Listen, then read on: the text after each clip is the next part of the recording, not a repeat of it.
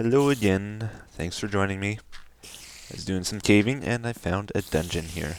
Spider dungeon, so thought we would take it on together. Probably won't be that tough because they just keep falling in lava. But maybe I will too.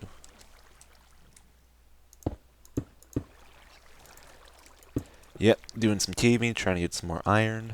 I'll probably work on the Endermen Farm today. So, got lots of stuff for that. There's no chest here. No. Aw, that's my favorite part of a dungeon.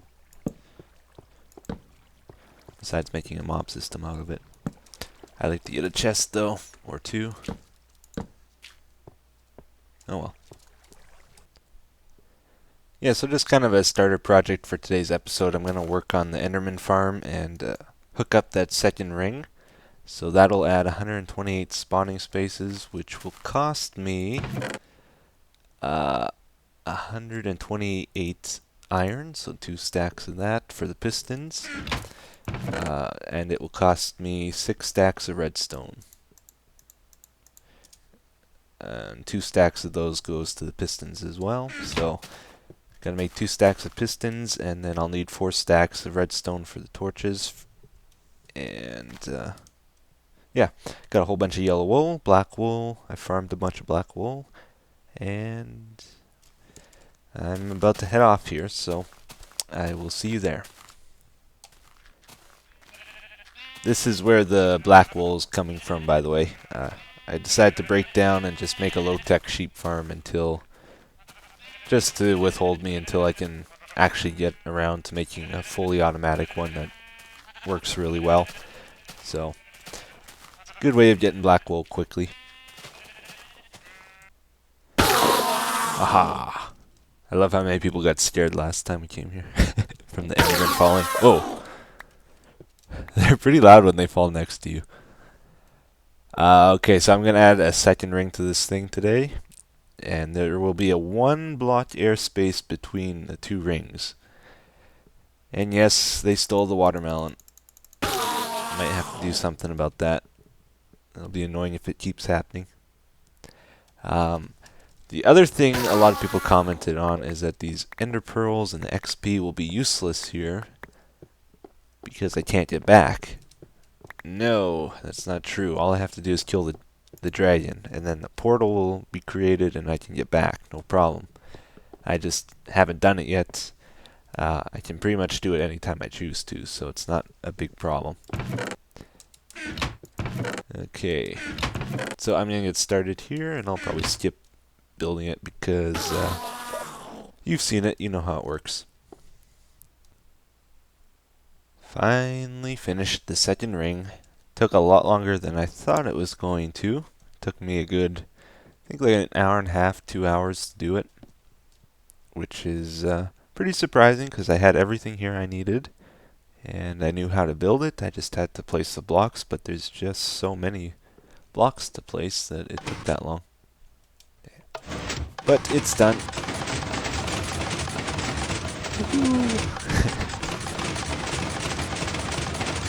Pretty cool. When you're up here, you can see them spawning in the back there. The lights will turn on, like there. And they fall down. I still have to extend the platform below, because they're just falling into the void. These ones on the outer edge. It's actually more than 128 blocks, too. I forgot to count the airspace that I leave between the rings, so it's an extra, what is it, 4, 8, 16. 128 plus 16. 144? Yeah, 144. Okay, so down we go. Alright, we're down below here, and getting lots of pearls now. So many. Got inventory full of them. I've been watching this for a while.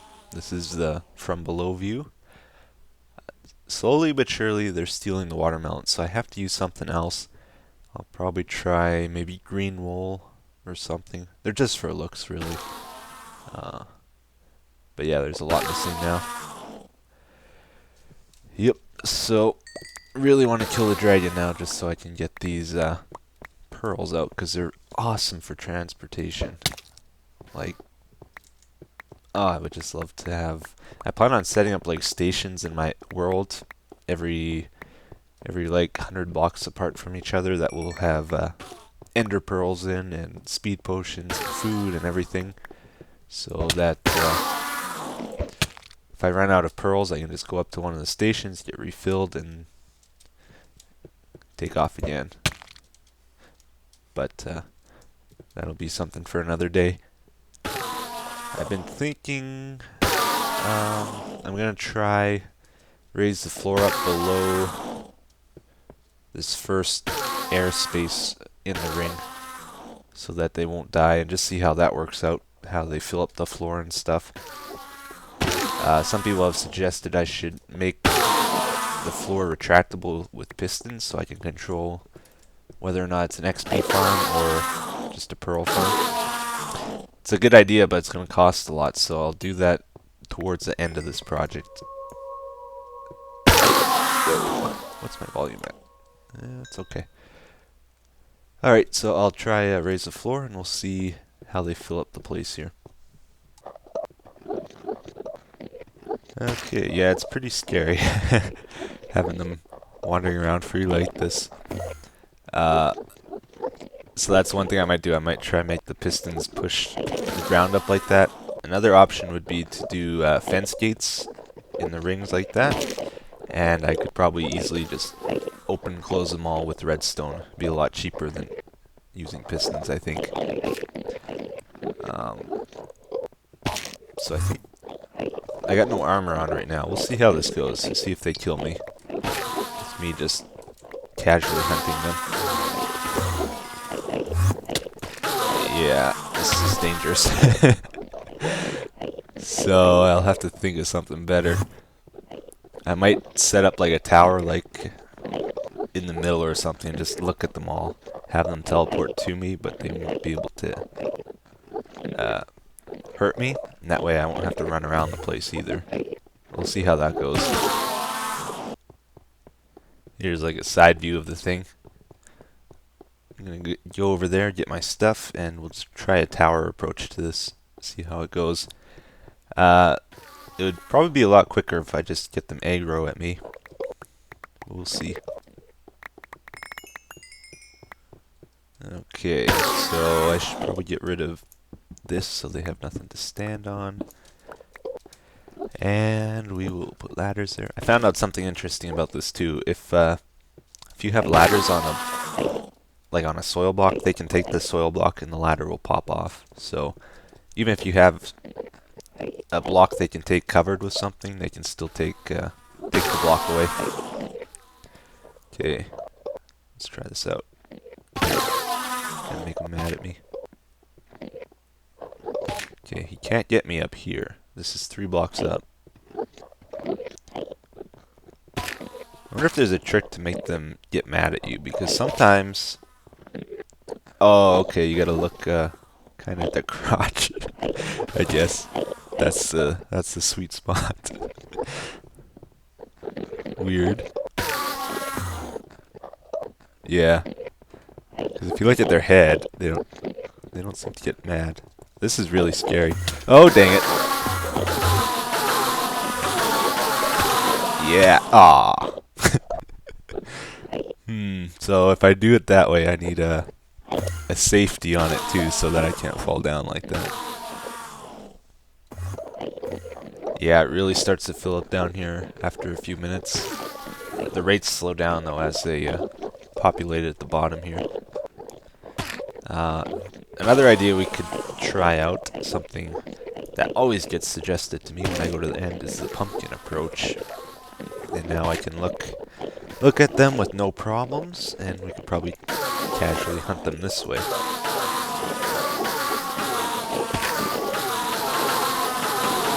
Yeah, that works pretty good. We can get XP this way. If we have a looting sword, we could get tons of pearls. Not that I think we would need them.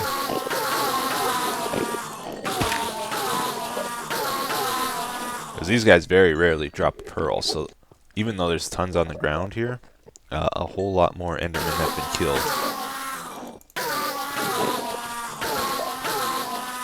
Yeah, that works pretty good too. So that's one idea. Something else I want to try is with messing around with water. I hope I have some. I only got one bucket, darn. I'm gonna kill myself and grab another one, I guess. And we'll try something here. Okay, so this is what I've done with the water. I'm just curious to see what happens when I get them mad at me when I'm up here now. I don't know if the water will kill them. Should be pretty close to, though. Yeah, as soon as they touch it. They try to teleport away at the last second sometimes. Interesting. That's another idea of something I could do. To get the pearls, like, all grouped together in the center here instead of all over the place. But then I would have to get them mad at me.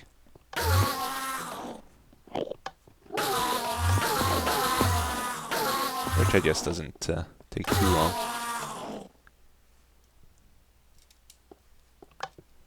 There's pearls. Cool. Alright, well I think we're done here for today. And let's head back to the real world, which isn't really the real world, but the real world in Minecraft. And do some other stuff, I guess. Alright, we made it back here, safe and sound. All was good. And I figured out what I want to build today. I got a big project in mind, Redstone project, related to the timer I talked about for these guys. Although, I'm going to go really overboard with this. It's going to be a big timer. So it probably won't be for the cave spiders actually, but maybe for the blaze farm. We'll get into that in a sec. The thing I want to talk about as well is the crash that happened to my world 2 days ago. I got a lot of comments, people telling me what I should have done or what caused it. And I'll tell you what happened. So a lot of people thought when I threw the splash potion that the entities being created, all the string and spider eyes, is what crashed it. Because if you have 100 or 200 spiders and you throw a splash potion, that all at once creates hundreds of new entities, which really lags the game out. But that's not what caused the crash. I picked those up, stopped recording, waited around a while for my frame rate to go up, and everything was going good. I think my frame rate was up to about 10 or 15. And I decided I wanted to start recording again so I could capture the XP orbs going into my guy, because that looks and sounds cool. But the thing was, I had no game sounds for whatever reason. That happens to me quite often in Minecraft. So I wanted to restart my game to get the sounds, so you get the ting ting ting ting noise, you know, when the XP orbs go into you. But when I logged out and logged back into my world, that is what messed it up. That's what corrupted the world. So if you have a lot of entities in your world, don't log out and log in, because I think that's what it can't handle. That's what crashed it. Okay? Some people suggested, you know, just using MC Edit to remove the entities. Yeah, I thought about that. I figured it would just be better to load the backup I had, because it wasn't that old. And so far this world has not been touched by MC Edit, so I'd like to keep it that way for as long as possible. Even when the jungle biomes come out, I don't think I'm going to cheat to get them, because that'll mess up the other biomes and stuff too. Also, I did try logging in on peaceful and setting my view distance to tiny and all that. Didn't help. The world is corrupted, so yeah, that's the background. So, moving on, our project for today is the delay timer that we talked about. Let's go up. I'm going to build a prototype of it because we have a lot of things to figure out for it. We'll probably be working just outside the cave. And I'll get set up here. Alright, so we got a nice work area here just outside our cave. A nice flat spot. Let's get started. So the goal is to make a long timer, like many minutes, maybe like an hour or so would probably be good. And the idea is after that hour goes by, it'll shut off the cave spider spawner or any mob system I have. I want to be able to control how long it's on for. If in case I go AFK near it, I don't want them to keep spawning to the point where it might crash my game, or it just gets annoying when the game slows down. You pretty much can't even kill them. It gets so laggy sometimes. So that's what we're trying to create here, something to prevent that. And I'm guessing a lot of you had this idea. This is the first thing that came to my mind because I've messed with this before in the past. Just use dispensers for the timer and have them shoot out a junk item like spider eyes. I have lots and lots of spider eyes to throw away. And the idea is you would have like a button over here. This is what you would press to start the timer. Cause the dispenser to shoot out an item onto a pressure plate, and maybe I think it'll work if we do it like this. If we have torch over here, right below the dispenser. You got to be careful with dispensers. They have an annoying thing where if they're being powered, pretty much any redstone update next to them will cause them to shoot out items. Like when I destroyed that, it shot out an item. So if you place it right next to it, it shoots out an item. So you just got to be careful of that when dealing with them. But I think this method works if the torch is down low like this. It's out of range. Yeah, so you'd have a chain of dispensers like this. Maybe we'll do 4 or so just to visualize it. Something like this. I think we're at 3. Oop.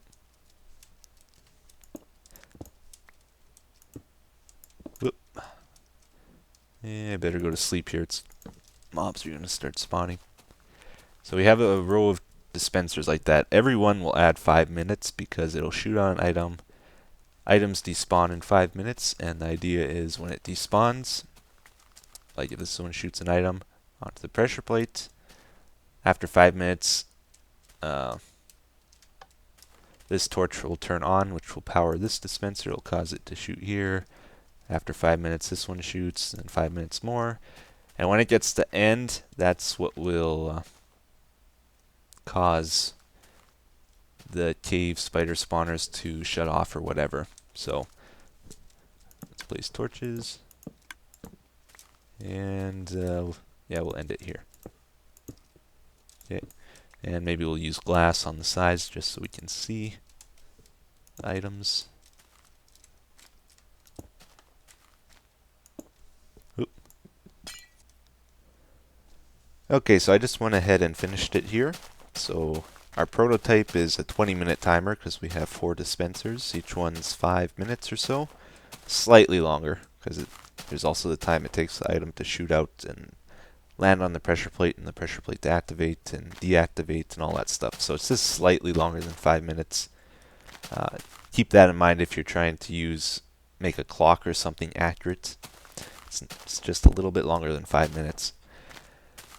This is a very good way of making a timer. Very compact, very efficient. I like it. Some people don't like doing it this way because you have to refill the dispensers. But I just figured it out on the calculator. It will last for about 48 hours of constant use, so before you have to refill them. So it's pretty good. I wouldn't complain about that. Yeah, so let's do a dry run of it here. So I have a lever hooked up to the cave spider system. I would replace that probably with a button like I have here. And the idea is when you would hit it, it would activate the first dispenser. Items falls down, lands on the pressure plate, turns the torch off. Now after 5 minutes when it despawns, the torch will come back on. And the next one gets activated. and down the chain it goes until it gets to the last one. And now all the torches are on. So that is what we want. The thing is, we wouldn't just simply hook the wire up to our lighting system from this last torch. You could do that. Doesn't really work though. Actually, no, that wouldn't work at all. You could try run a wire between them all and then hook that up to the lighting system. But the thing is, this is going to be powered the whole time. So even if one of these turns off, it's still being powered. So what we actually need to do is invert all these torches. So I think the easiest way of doing that would probably just be putting a torch here. Oh, that one's active. That's why it's on. Something like that. That will invert all the torches, and then you could set up like a wire line all along here. Right now there's no items on the pressure plates. There, so this wire is off right now. If at any time this timer is running, this wire will turn on now. So first one on stays on. Oh, I accidentally grabbed that.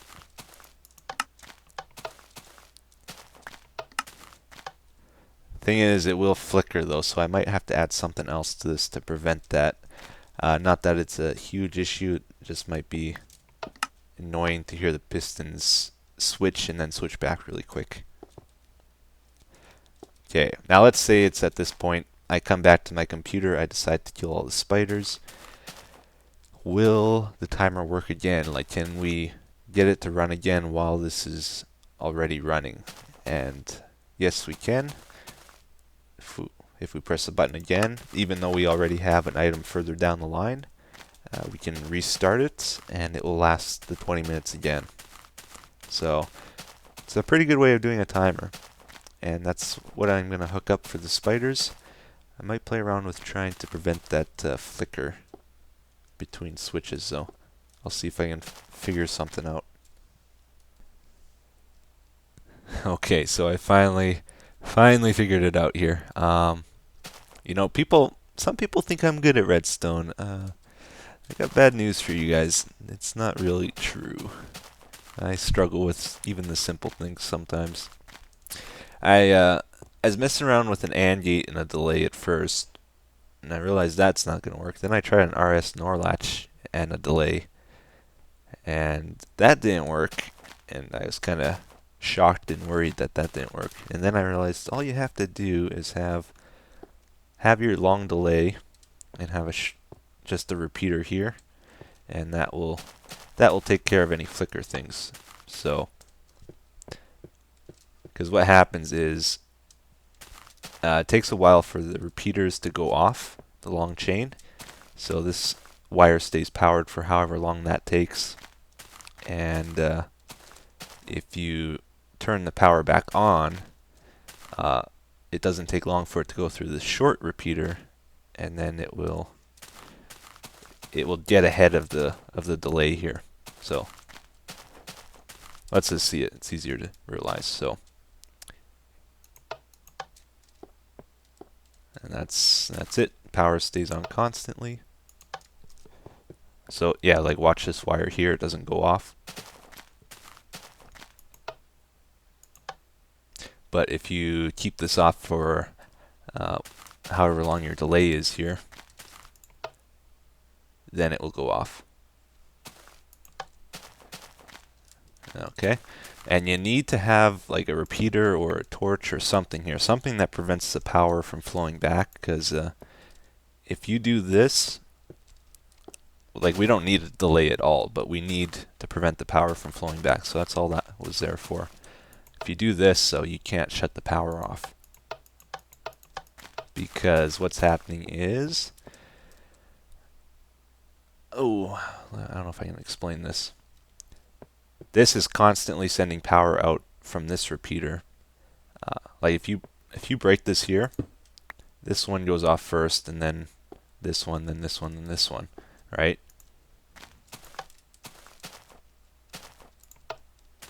But the thing is, if this one's not going off when you shut the power off, it's sending power back to the beginning here of the chain, and it's just a constant infinite loop where you can't shut it off. So that's why repeaters sometimes do that, where you can't shut them off even though you're not powering them.